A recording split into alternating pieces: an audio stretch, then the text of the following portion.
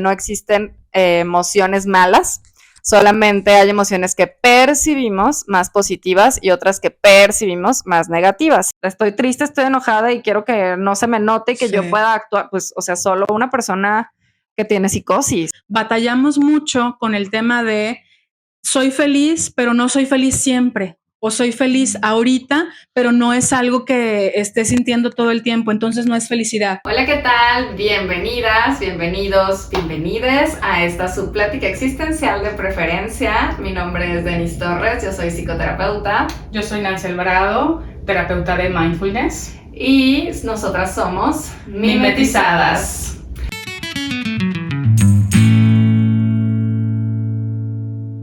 El día de hoy vamos a hablar de un tema en el que Nancy, desde la perspectiva del mindfulness, tiene mucha experiencia porque fue parte de su capacitación en la maestría, que es ciencia de la felicidad.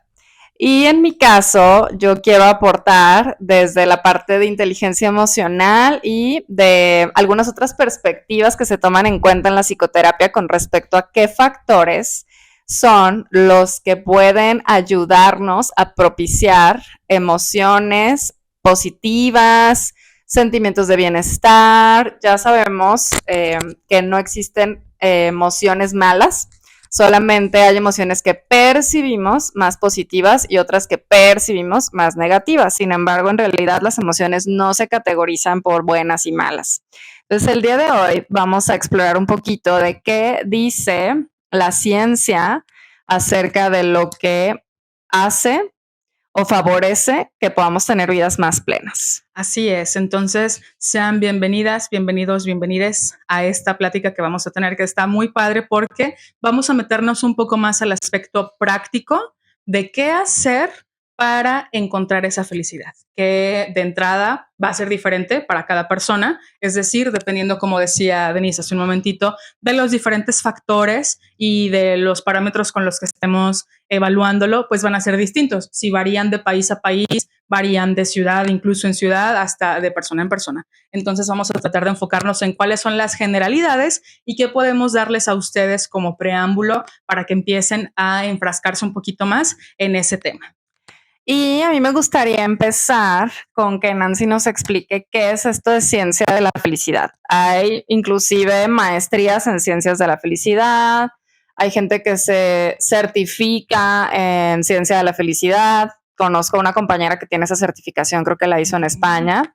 Entonces creo que es como todo un tema muy estudiado. Entonces me gustaría que nos pudieras compartir un poquito de qué es lo que has aprendido tú acerca de qué es ciencia de la felicidad. Sí, claro, y muchas gracias. Y además es un tema súper amplio. Como les decía hace un momentito, varía incluso de persona a persona. No solo porque hay cosas que en una escala de bienestar son diferentes, por ejemplo, para hombres o para mujeres, para personas en situaciones económicas diferentes y para personas en estratos socioeconómicos distintos, sino que dependiendo de en qué etapa de la vida estemos, es lo que está dándonos ese contexto. Entonces, por lo tanto, también hay diferencias entre cuál es la felicidad para mí si tengo 8 o 10 años, a cuál es la felicidad cuando ya alcancé la edad adulta, estoy en una situación familiar diferente, etcétera. Pero bueno, para dar un poquito de la generalidad, como decía Denise, la ciencia de la felicidad se enfoca en estudiar estos parámetros y estos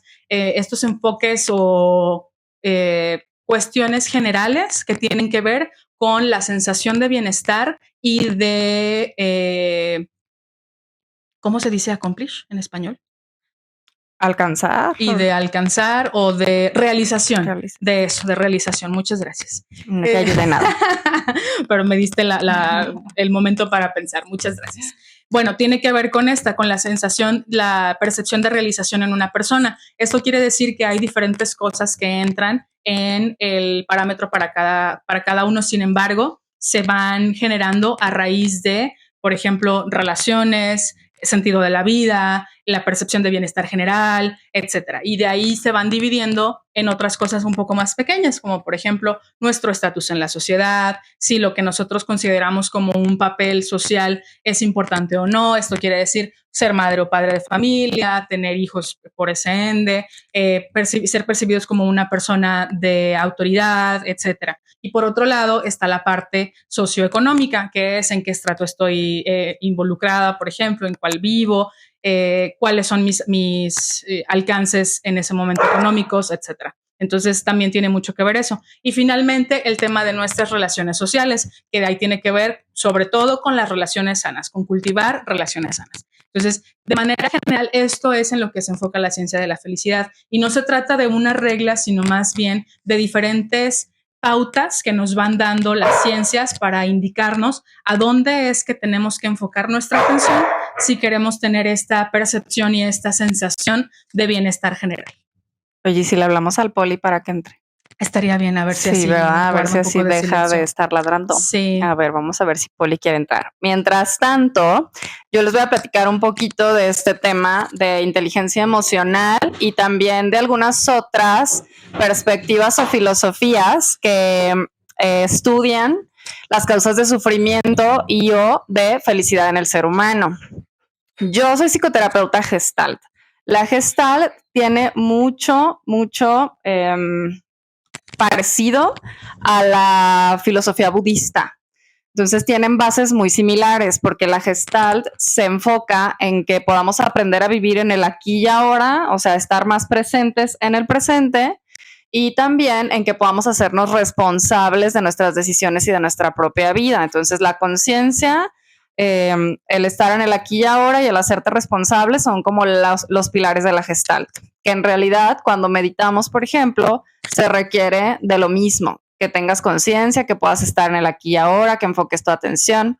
Entonces, tanto la Gestalt como la filosofía budista tienen algunos puntos en donde hablan acerca de qué sería bueno soltar para que pudiéramos ser más felices y sufrir menos, y qué sería bueno incorporar a nuestras vidas, ¿no? Entonces, a mí me gusta más revisarlo desde esta perspectiva porque pienso que el tema de inteligencia emocional, aunque seguramente haremos un episodio de inteligencia emocional, en la actualidad el tema de inteligencia emocional se ha pervertido mucho, se ha convertido en algo de uso para favorecer empresas y para favorecer como pues cuestiones muy capitalistas, ¿no? Entonces, exactamente. Entonces, creo que la gente entiende o vive la inteligencia emocional, así como hacer tus emociones a un lado para que no te estorben para seguir funcionando, ¿no? Entonces, creo que la gente cree que una persona emocionalmente inteligente es una persona que no importa lo que le esté pasando,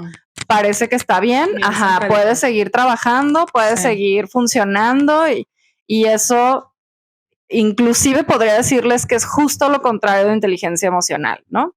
Entonces, la inteligencia emocional tiene que ver con que yo pueda identificar y nombrar mis emociones y las de los demás, o sea, con mi capacidad de empatía también tiene que ver. Y luego tiene que ver con que yo pueda tener una expresión de esas emociones acorde a la emoción. Es decir, si yo estoy triste, no tendría ningún sentido ni nada de inteligencia emocional que yo me vea feliz. O sea, que mi expresión sea de felicidad.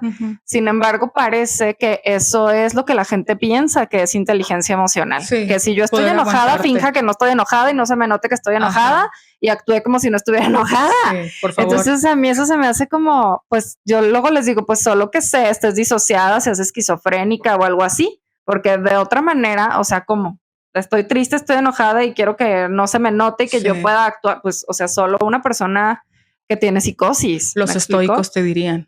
Pero justo, fíjense que estaba en una clase de la maestría ayer y esa clase la compartimos con otras 2 maestrías. Una de ellas es la maestría en inteligencia emocional. Entonces, la doctora que estaba dando la clase decía que para las personas que tienen mucha dificultad para expresar emociones, la mejor psicoterapia es con alguien que tiene una maestría en inteligencia emocional.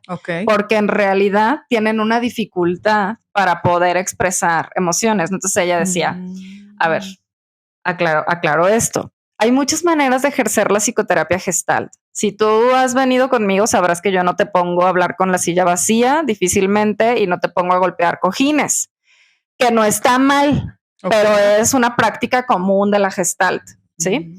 Entonces, no es mi manera de ejercer, pero hay muchos gestaltistas que, o sea, que usan esas técnicas, porque sí son técnicas, no están mal, solo no suelen ser las que yo uso, ¿no? Ajá. Entonces, lo que la maestra decía era, si tú tienes un consultante que tiene dificultad para conectar con sus emociones y expresarlas, y le pones a pegarle un cojín o hablarle una silla vacía, no va a volver. Pues sí. O sea, no, se le va a hacer, es una ridiculez, y va a decir, o sea, no vine a esto, ¿sabes? Entonces, ella por eso decía, ¿no? La Gestalt puede no ser el mejor de los enfoques para alguien que tiene dificultad para conectar con sus emociones, pero alguien que tiene una maestría en inteligencia emocional, sí, claro. ¿No? Entonces, creo que el tema de inteligencia emocional, yo noto que mucha gente me dice esto de, es que yo admiro mucho a mi marido porque tiene mucha inteligencia emocional, porque no expresa nada. Ah, claro. No, yo, es que eso no es inteligencia emocional, eso que admiras es una incapacidad.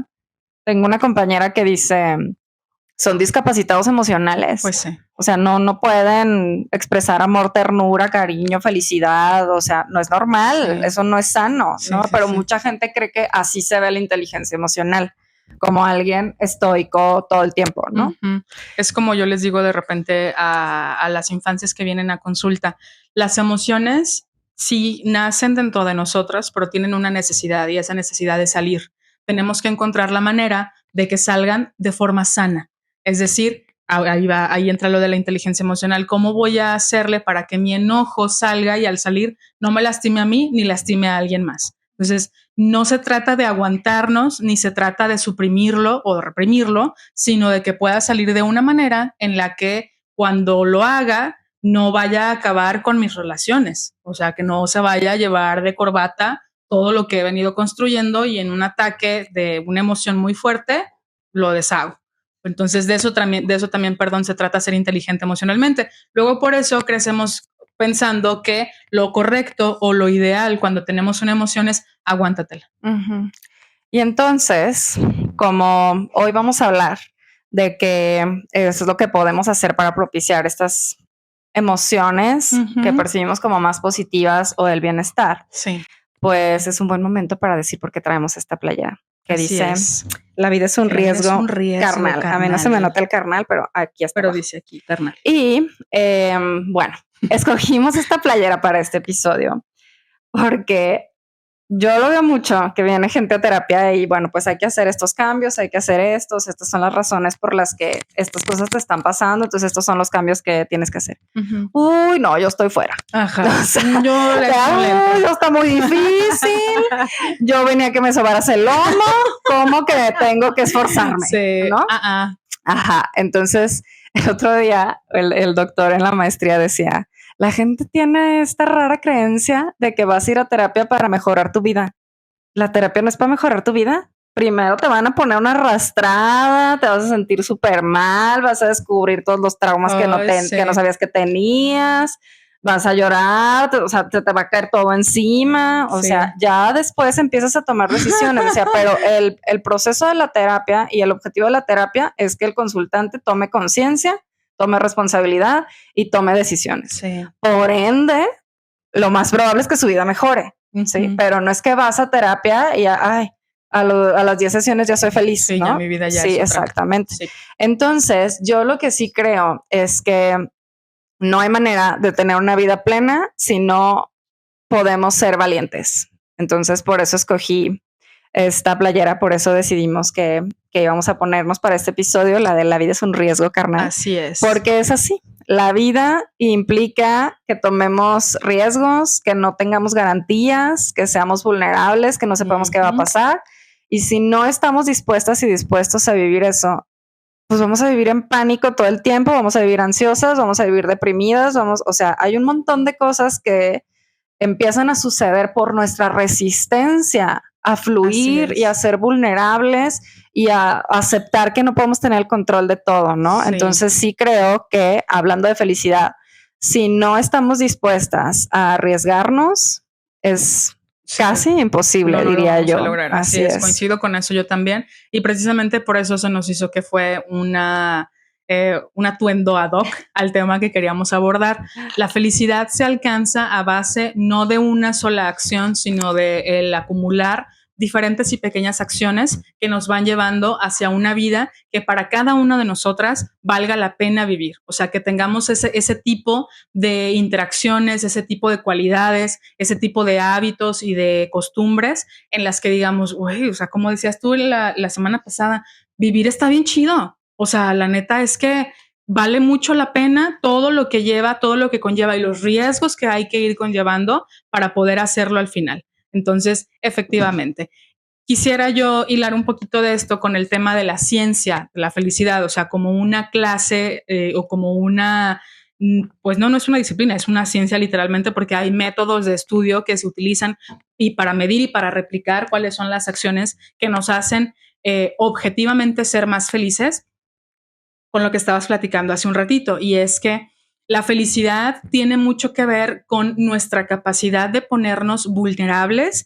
ante ciertas situaciones para dejar que la gente que nos rodea tenga la oportunidad de percibirnos tal cual somos y no de percibir, o sea, de una manera genuina, y no de percibirnos con una máscara o detrás de algo que socialmente se nos fue impuesto, ¿no? Entonces, a veces batallamos mucho con el tema de soy feliz, pero no soy feliz siempre. O soy feliz ahorita, pero no es algo que esté sintiendo todo el tiempo. Entonces no es felicidad, porque creemos que la felicidad es una cúspide. Es como si llegáramos a un punto máximo en nuestra vida y listo. Ahí nos vamos a quedar. Exacto. Y en realidad no. La felicidad son momentos que se van construyendo. E igual que un estado de ánimo, van fluctuando, pero la idea detrás de que sea algo constante es que sea sostenible.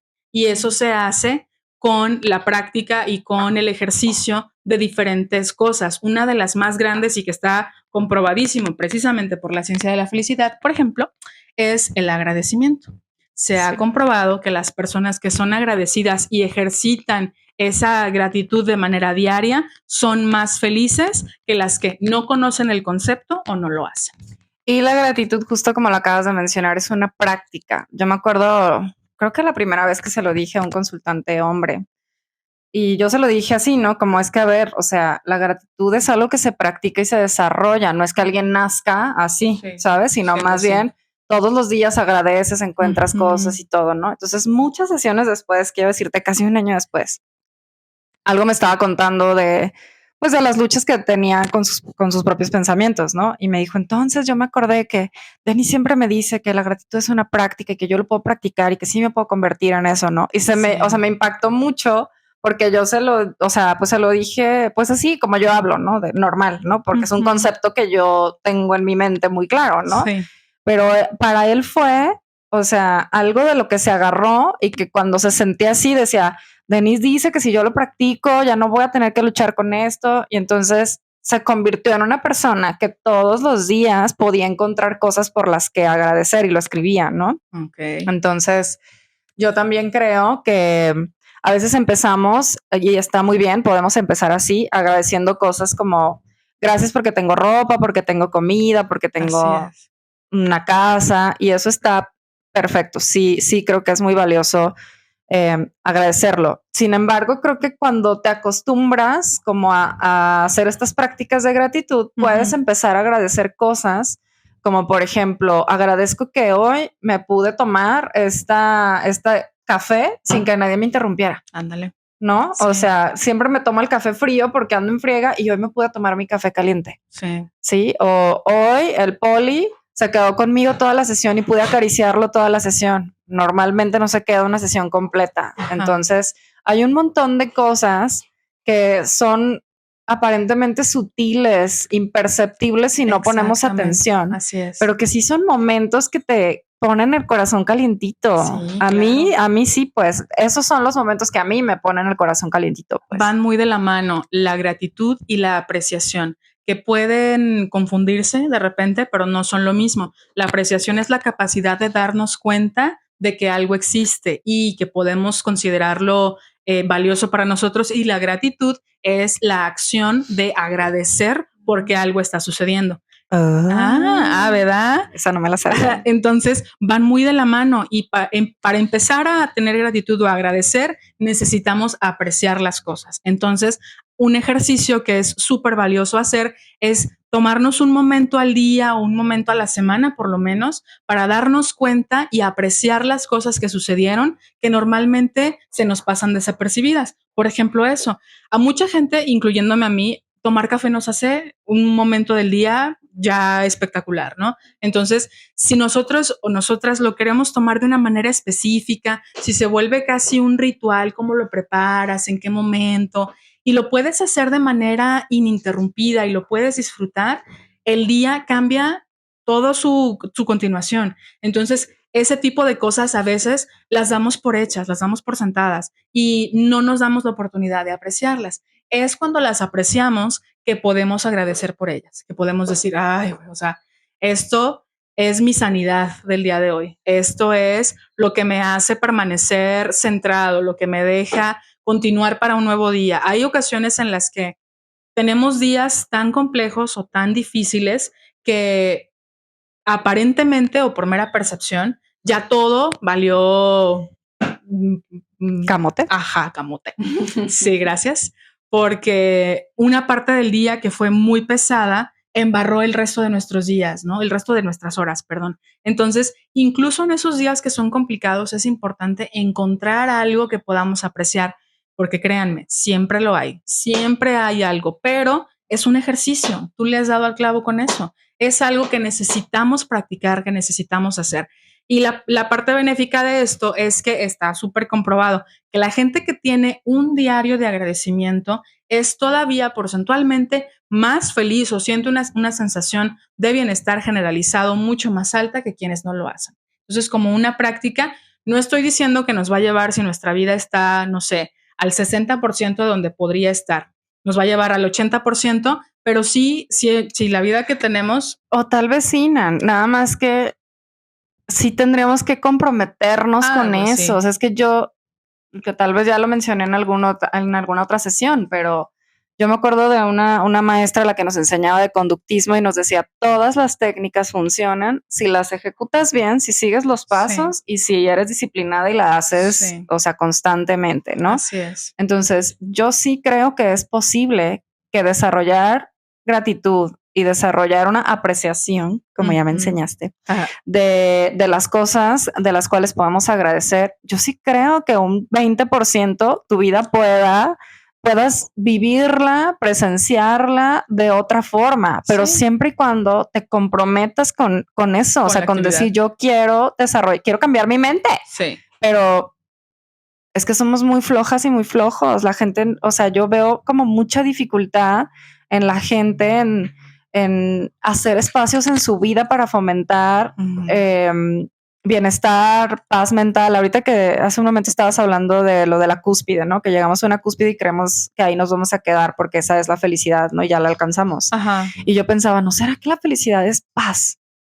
O sea, yo pienso que yo soy feliz, como tal vez ya lo he dicho, me costó la mayor parte de mi vida ser feliz, ¿no? O sea, la mayor parte de mi vida fue muy, estuve muy atribulada emocionalmente, y una vez que encontré la fórmula que a mí me funcionaba, más que sentirme feliz todos los días, me siento en paz todos los días, genuinamente me siento en paz, y hay días en los que estoy sumamente contenta, ¿no? Porque algunas cosas están pasando.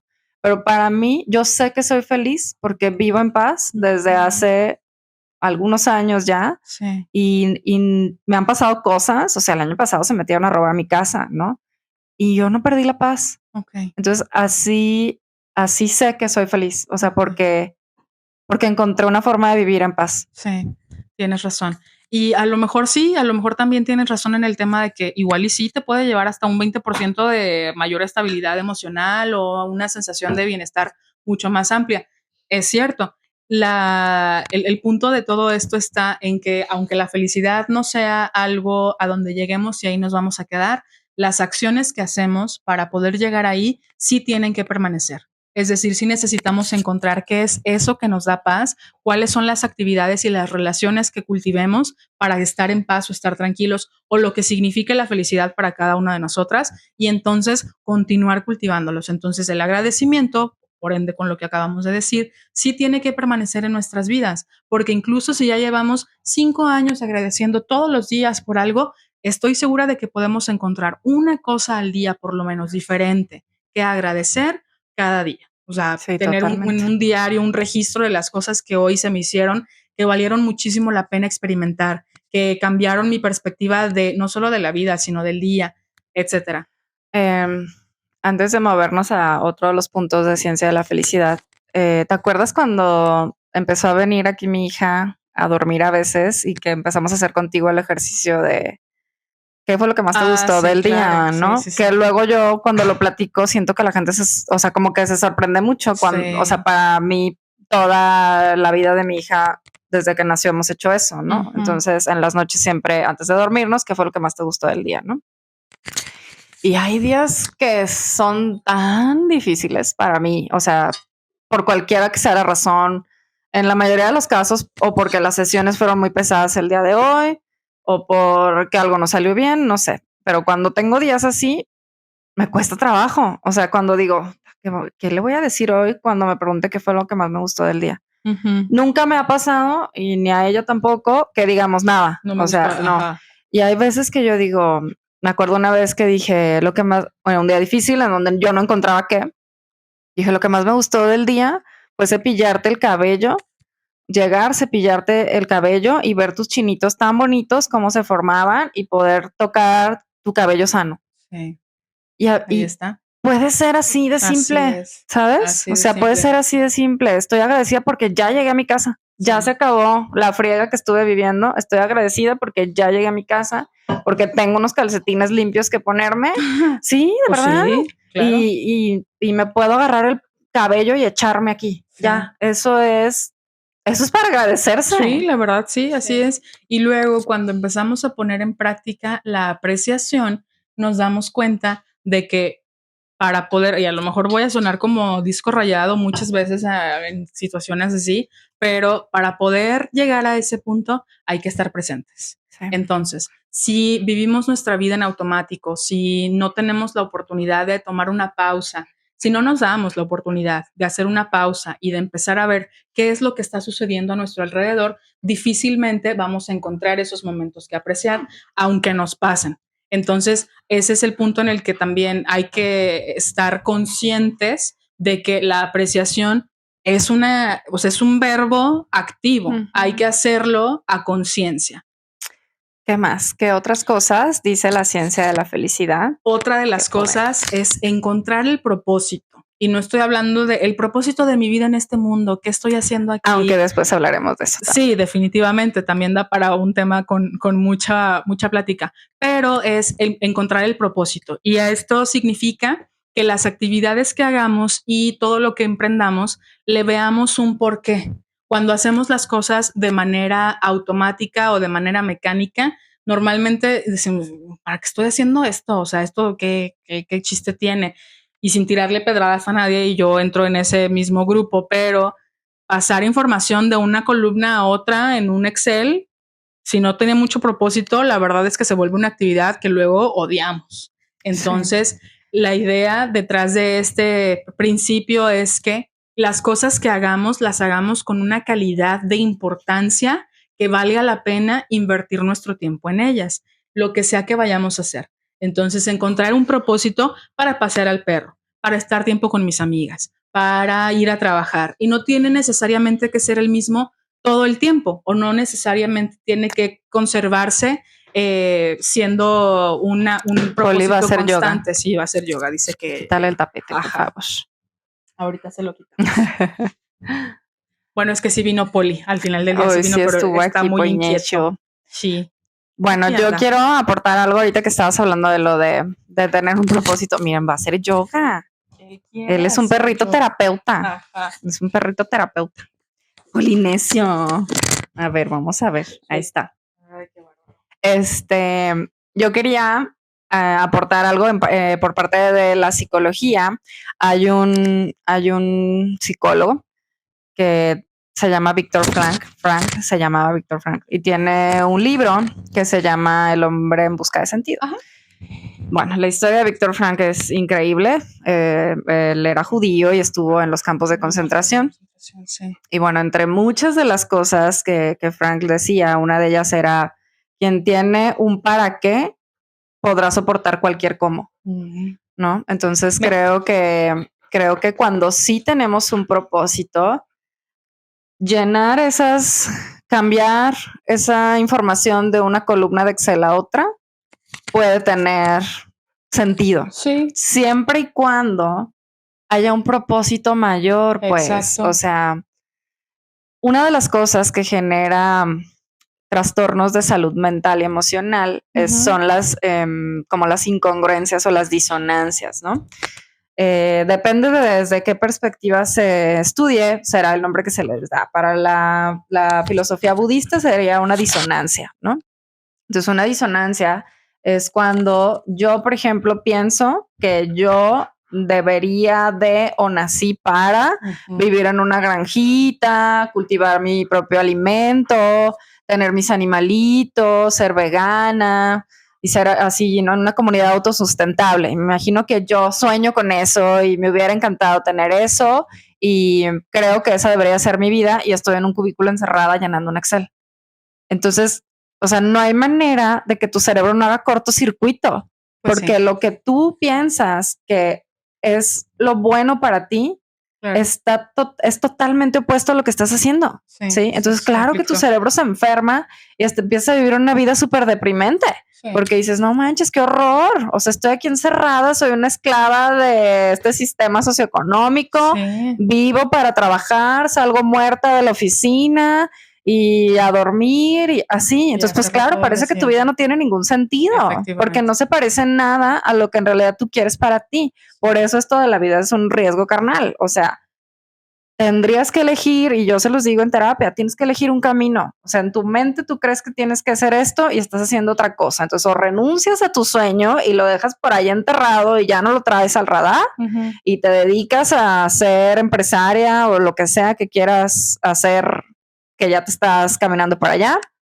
o renuncias a tu trabajo de oficina y le vas a tu sueño, que yo creo que es muy posible. O sea, es que yo creo que sí podemos hacer esas cosas, nada más que sí se requiere de un chorro de valentía. Así es. Entonces, cuando no tenemos un propósito, la vida se vuelve deprimente. Entonces, yo conozco gente, es posible que los chicos con los que estábamos hoy en la mañana, o sea, tú trabajaste con ellos, ¿no? En empresas y demás. Sí. Y creo que ellos, o sea, soportaron trabajar en empresas que esos sueldos son los que ahora les permiten tener el negocio de sus sueños y trabajar en un lugar lleno de plantitas y hacer café rico. Sí. Ajá. O sea, entonces tuvo sentido que estuvieran metidos en las empresas porque ese fue su cómo para llegar a su para qué. Exactamente. ¿Sí? Entonces, siempre y cuando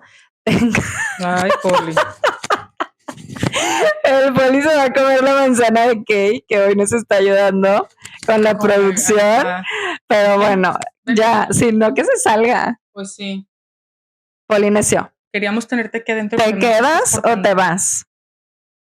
Ven, Poli. Dice que le regresen su manzana. Ajá, que él quiere comer sano. Que él quiere.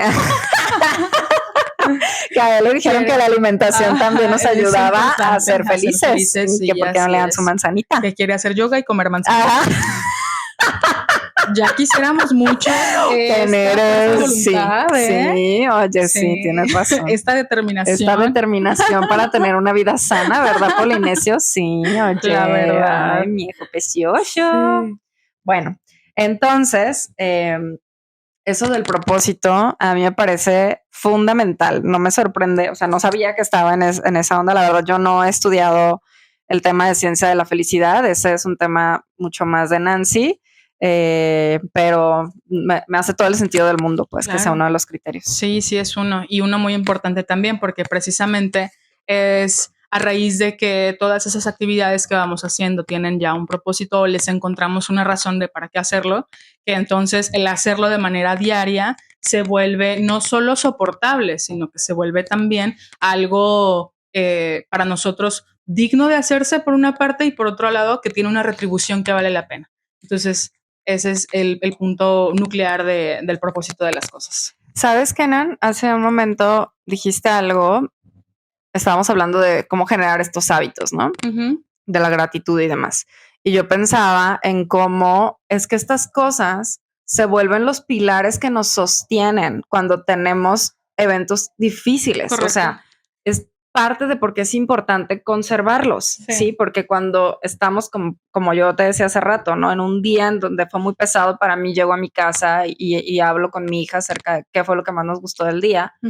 O sea, el poder yo decir si es cierto, sí tuve un momento bonito, me senté con ella, la pude abrazar, le ayudé a cepillarle el cabello. Va a llegar un día en el que yo ya no le cepillé el cabello, ¿sabes? Y hoy sí se lo cepillé y me dejó y pude tocar sus chinos, ¿sabes? Entonces, es practicar la gratitud lo que me permite en un día difícil poder encontrar, ¿sí? Como algo que me sostenga y decir, no fue tan malo. O sea, fueron momentos difíciles, pero no, tu vida no está fea, solo fueron momentos difíciles, ¿sí? Entonces creo que estos hábitos, el yoga, las manzanas, la gratitud, la apreciación, el propósito, se vuelven así como pilares que están sosteniendo un edificio. Sí, justamente son bloques sobre los que se sostiene algo que sí podemos llamar felicidad. ¿Son qué? Bloques.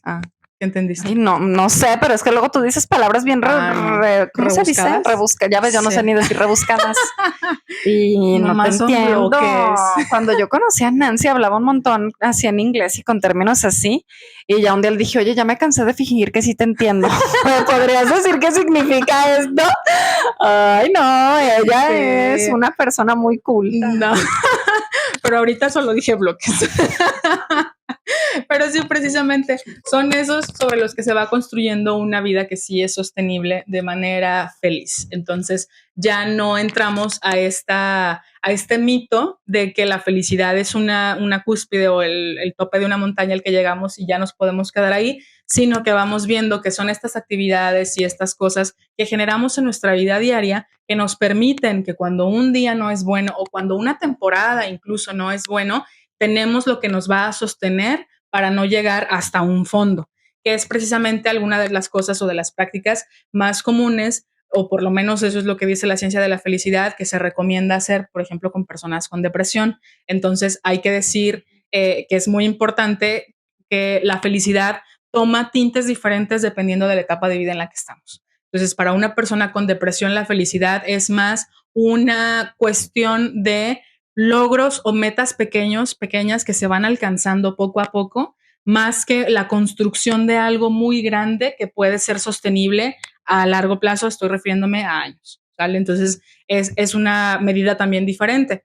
Precisamente por esto es que es importante que consideremos todo lo que lleva a la felicidad como un ejercicio. Dentro de esos ejercicios también está, aparte, la construcción de vínculos sanos o de relaciones sanas. Ese es otro de los parámetros por los cuales se miden, particularmente para el ser humano porque está comprobadísimo que somos seres sociales, es decir, no existimos de manera individual o no podemos hacer una vida completa o llena de propósito y llena de cosas que están chidas simplemente por nosotros mismos. Necesitamos de la comunidad y de ahí surge una de las cosas más importantes para nosotros que es el sentido de pertenencia. Entonces, llevando o llegando a estos dos puntos, que son la construcción de vínculos sanos y el sentido de pertenencia, es otro de los parámetros por los cuales se mide este tema de bienestar general o de la felicidad. Sí, creo que he visto mucho sufrimiento a raíz de no tener sentido de pertenencia. Claro. Lo veo mucho también en la gente que migra. Yo tengo mucha consulta extranjera, fíjense. Justo creo que ayer le decía a Nancy, tengo tres chicas de Rusia. Por mucho tiempo, años, tuve gente en Turquía, tengo algunos en Costa Rica, Canadá, Estados Unidos, creo que ahorita sí, ahorita sí, ¿verdad? Pues tienen ahí distribuidos por el resto, en Alemania. En Alemania, claro, en España, en el mundo. Sí, ajá. Y en particular, las personas que migran, no sabes cuánto les sufren con esa parte, o sea, de extrañar su cultura, de sentir que no terminan de encajar. conozco gente que nació en México, pero a edad temprana se la llevaron a Estados Unidos. Y entonces tengo un consultante que me dice, siempre he sentido que no soy de aquí ni soy de allá. O sea, voy a México y pues ya no hablo como mexicano, ya no conozco nada. Y en Estados Unidos yo soy el mexa. Ándale. ¿No? Y entonces tampoco encajo con los gringos porque no me veo como gringo ni me comporto ni pienso como ellos. Entonces, en ningún lado no pertenezco a nada, ¿no? Y ha sido literal, o sea, como un tema central en su vida, el sentir que nomás no. O también lo he visto con hijos e hijas de matrimonios que se divorciaron o parejas que se separaron y la mamá o el papá se vuelve a casar y también tiene hijos, y entonces la hija o el hijo del matrimonio anterior o de la relación anterior se queda sintiendo que no encaja. Yo soy la única que no es de esta familia porque mi papá ya se volvió a casar y estos hijos sí son de ellos dos, yo soy la única que no, o sea, que estoy haciendo aquí, ¿sabes? Entonces ahorita que mencionaste esta parte como uno de los indicadores de la felicidad tiene todo el sentido, porque si yo, o sea, yo más que estudiarlo como de felicidad, yo lo he encontrado como uno de los motivos de sufrimiento humano, ¿no? Claro. Pues sí. Qué fuerte. Y ahí está. Entonces sí, justo la privación o la ausencia de ese tipo de vínculos y esa sensación de pertenencia es lo que generan que muchas veces nuestras relaciones no puedan ser gratificantes. Porque no encontramos, a pesar de que tengamos muchos compañeros o compañeras en el trabajo, en la escuela, etcétera, no encontramos ese núcleo o ese nicho al que podemos pertenecer de manera genuina. Y si no lo tenemos así, algo hace falta, se siente como que algo hace falta en nuestras vidas. Y precisamente a raíz de ahí es que este tipo de vínculos o de relaciones sanas empiezan a tomar mucho más importancia en nuestra vida, en particular en la vida adulta. Porque cuando estás desarrollándote y cuando tienes una edad en la adolescencia o en la infancia, hay diferentes círculos en los que puedes ir encontrando ciertas características que llegan o cumplen con lo que estás buscando en ese momento. Pero conforme vamos creciendo y nuestros caminos se van haciendo un poquito más específicos, ahí es en donde se vuelve todavía más importante tener este tipo de vínculos en el que nos podamos desenvolver como personas absolutas, o sea, como personas completas, y precisamente por eso es tan importante para la generación de la felicidad, ¿no? Muy bien, pues para empezar a cerrar el episodio de hoy, yo les voy a contar una de las cuestiones que desde las investigaciones de la psicología también tienen que ver con que podamos ser felices. Y es una muy grande.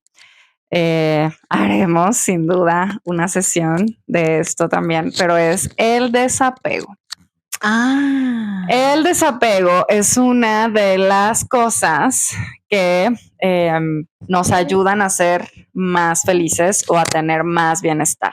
El desapego a todo, compañeras y compañeros y compañeres. El apego se ha hablado mucho con respecto a las relaciones de pareja, al amor, etc. Yo les voy a decir cómo yo sé que alguien tiene un problema de apegos en sus relaciones.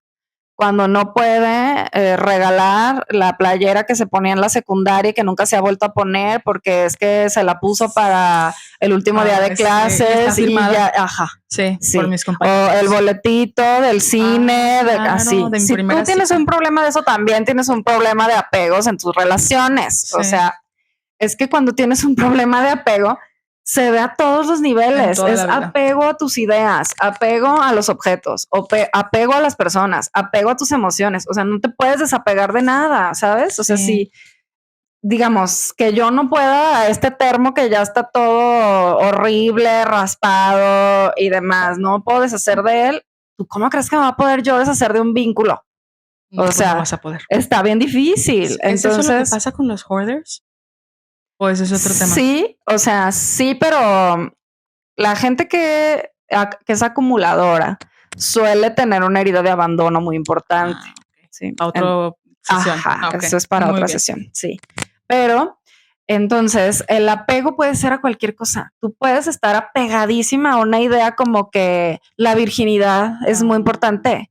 Y por más que tú sabes que es una tontería y que ya no te debería de importar, no puedes dejar de pensar así. No puedes ver la vida de otra forma, ¿no? Entonces es otra manera de tener apegos. Entonces, en general, los apegos sí nos mantienen atoradas y atorados, ¿sí? Sí. ¿Por qué? Porque no nos permiten cuestionarnos algunas otras cosas y adaptarnos, que la adaptación, o mejor dicho, la flexibilidad, es de lo que está comprobado que se requiere para ser feliz. Si tú no tienes la capacidad de ser flexible, no hay manera de que vayas a poder ser feliz. O sea, si no tienes flexibilidad mental, no hay cómo. O sea, el mundo y el ser humano es tan cambiante que si tú no tienes esa capacidad, vas a sufrir un chorro. Sí. ¿Sí? Entonces, obviamente que si tenemos un problema de apegos, tampoco podemos ser flexibles, ¿sí? Entonces, desde la psicología, el tema de ser flexibles también es otro de los indicadores de cómo, o sea, lo que podemos practicar para poder propiciar que seamos más felices. Igual que el desapego, pero el desapego de verdad es un tema así para otra sesión completa, ¿no? Enteras, sí. Sí, entonces creo que podemos generar apegos. Por ejemplo, Tony Karam, que es el director de Casa Tibet México, él habla de cómo le imprimimos emociones, conceptos a cosas que por sí solo el objeto o la persona no lo tiene. Yo se lo puse, ¿no? Entonces él usa un ejemplo que se me quedó muy grabado, ¿no? Él dice, es como, por ejemplo, aquí en México, si yo te pongo aquí un pastel de 3 leches, o sea, tú puedes decir, ay, qué rico, wow, el pastel de 3 leches, ¿no? Sí. Pero si yo se lo llevo a alguien en África, ese mismo pastel de 3 leches que tú piensas que es delicioso, allá no significa nada. Sí. Eso quiere decir que el pastel de 3 leches como tal no tiene la característica de ser deliciosa. Se lo imprimí yo. Sí. ¿Sí? Cuando yo me vinculo con el pastel, yo determino que es delicioso, pero el pastel como tal no tiene eso, ¿sí? Y así vamos por la vida imprimiéndole. Exactamente. Entonces él dice, igual, fulanito de tal que tú crees que es perfecto y que es el amor de tu vida, no nació con esa característica. Cuando tú te relacionas con él o ella, tú le imprimes ese significado, ¿no? Entonces, es a ese tipo de significados a los que nos apegamos. Por eso yo hablo mucho del apego a las ideas, porque como tal el objeto no tiene nada, ¿sabes? O sea, no tiene ningún significado, nada. Somos nosotras las que le imprimimos eso, y a eso que le imprimimos es a lo que nos apegamos. Sí, ya entiendo. Pero continuará en otro episodio. Así es. Entonces, mi querida Nancy, sí, ¿cuál va a ser el pro tip del día de hoy? El pro tip del día de hoy, y más que un pro tip, también es una tarea, casi, va a ser que empecemos un día o un reto de gratitud. Ese va a ser nuestro pro tip, ¿sale? Vamos a encontrar todos los días una cosa por lo menos por la que podamos sentirnos agradecidas o agradecidos, ¿ok? Eso nos va a llevar a desarrollar no solamente la cualidad de la apreciación, sino también a descubrir que hay cosas en nuestro día a día por las que vale la pena estar agradecidos. No tiene que ser algo muy grande, no tiene que ser, agradezco que me gané unos boletos para el cine, agradezco que tuve chance de regresarme caminando a mi casa y eso me permitió tener tiempo para escuchar mis rolas favoritas. Eso es razón suficiente para estar agradecidos. Y así, una cosa al día. El reto va a ser de 10 días. Ese va a ser nuestro pro tip de esta sesión. Me parece excelente. Muy bien. Recuerden, para poder cambiar su vida, si es que eso es lo que quieren hacer, o su manera de relacionarse con su mente, o las emociones que están viviendo, eso es activo y es manos a la obra. Si ustedes no hacen nada para generar eso que quieren tener, las cosas no van a suceder solas. Solitas, no. Entonces, parte del enfoque de esta plática existencial es que podamos poner en práctica algunas cosas, que nosotras podamos decirles algo que puedan practicar y que sea ejecutable. Sí. Entonces, nosotras nos vamos a despedir por el día de hoy.